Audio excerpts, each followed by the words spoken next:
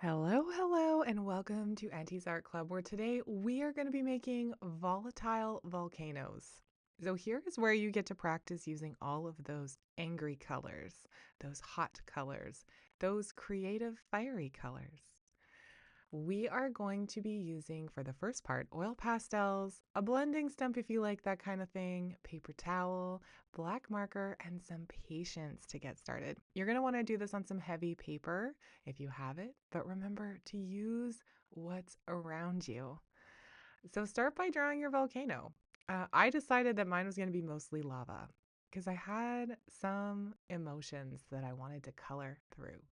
And coloring and blending colors can often give me a place to work on letting those emotions flow through. So I used red, orange, and yellow, and I blended all sorts of different dark reds. And then I went into the oranges and the yellows, and the effect is like lava coming out of my volcano. This is a very simple shape. You could just draw like an upside down ice cream cone and rip the top off it. I didn't put much on the side because at first my volcano was going to be all lava.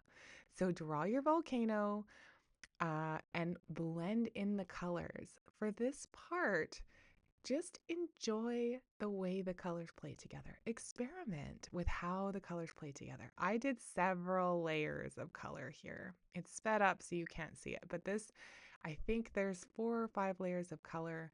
And then I went over it with a blending stick. You can also use your finger or a paper towel, but be in your eyes here.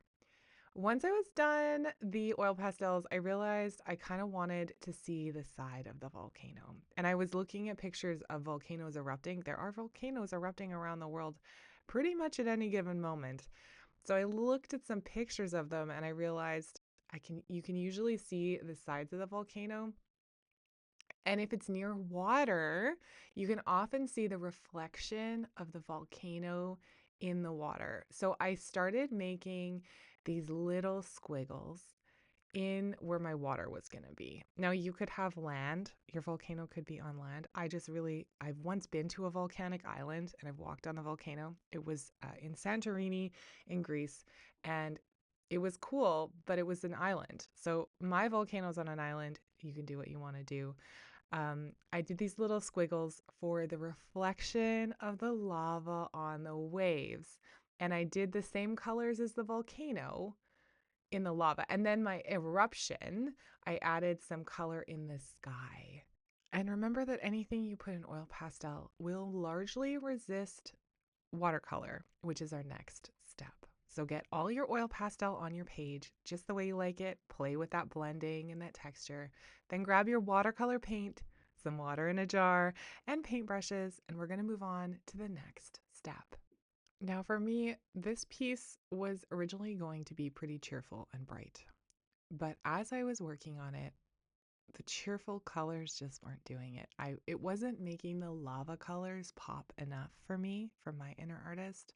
So I started mixing in some darker tones. This is your call. What are you feeling? The volatile volcano was kind of an outlet for just how I was feeling that day.